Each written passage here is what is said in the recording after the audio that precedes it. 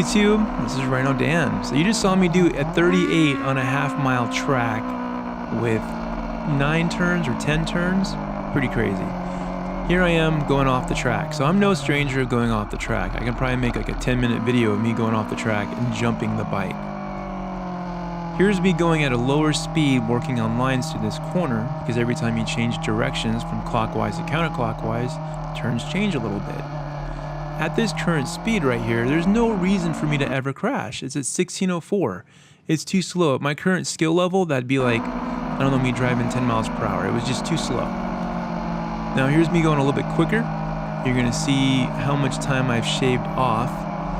So the whole purpose of this video is showing you what happened, why it happened, and where did it happen. So right there I shaved off 4 seconds by going faster. I went in the pits and watched footage in between runs to figure out the better line and something for me to try. Now earlier in the week on March 23rd, I went the fastest I ever went in 3rd gear. I'm gonna have that video in this video of me going the fastest. And I didn't go 2nd and 3rd, it was just 3rd gear. Well, when you're on the track, every 1/10 of a second counts, every 1/2 a second counts, every 100th of a second counts. So you're always looking for ways to shave off speed. And what I came up with was I need to get into 2nd and 3rd gear. And I know people are gonna say, well, duh. Well, anytime you go from 2nd to 3rd gear at speed, you gotta blip the throttle really well. Now somebody did me a comment saying you gotta throttle, trail brake, blip the throttle, of course. And you're gonna, this is like my 40th lap. I crashed on my 45th lap. So it wasn't like I wasn't doing it right. It wasn't the first time I went out there and I just crashed because I was like, oh no, and I parachuted too fast. No, it wasn't like that. It's just that as you're trying to push the envelope and go a little bit quicker, because right here I almost did 11 seconds through this corner. Before it was about 12.5 seconds was my fastest. I almost did 11 seconds. That's cooking.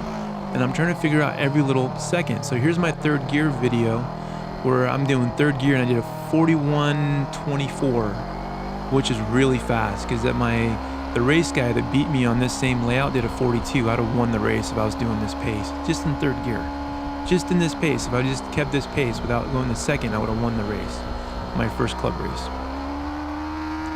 The whole point of this video is that I crashed on a track because I was pushing, trying to find those extra 1/10 of a second, and I'm gonna go over in detail here in a second why it happened. So here we go. So this is my fastest lap compared to the lap that I was on, and you can tell that I'm on a very good pace. I could actually probably could have done a 37-second lap time, which would have been stellar. And I know if I was riding around at a slower pace or on the street, this wouldn't have happened, because on the street, you screw up, you just ride the gear you're in, you don't even have to shift. But on the track, you're always trying to find every little advantage you can, and shifting to drive out, it's important. And if you look right here, it's 43 versus 38, and you're like, oh, it's only 5 miles per hour difference. 5 miles per hour is huge. Your points change, your reference points change, your shift points change, everything's changed. So why it happened was I shifted at my turning point. Now here I'm coming in. I should be turning in now, but I'm not. I straightened the bike out because the video doesn't show it, but I knew I was gonna crash, and I was thinking this is gonna suck. So I laid the bike down because I didn't want to hit the fence. This whole happened because I didn't blip the throttle properly, and I don't have a slipper clutch. If I had a slipper clutch, this wouldn't have happened. Or if I'd have stayed in 3rd gear and just rode it out, it wouldn't have happened. Because I was on a pace for one of the best lap times I've ever had, I was wanting to ride it out. And I shifted right before my turning point, and that's why I crashed. So laying the bike down was a tactical decision. Less injury for me in the bike than hitting a fence or a hay bale or getting blasted. And that's what you got to do. I mean, someone expert's going to say, well, yeah, I could have saved the bike. Possibly. But what the video doesn't show was the bike didn't settle in before I was able to turn. So either I was going to low side on the track or low side onto the grass. And I made a decision, grass versus track. And it was a good decision.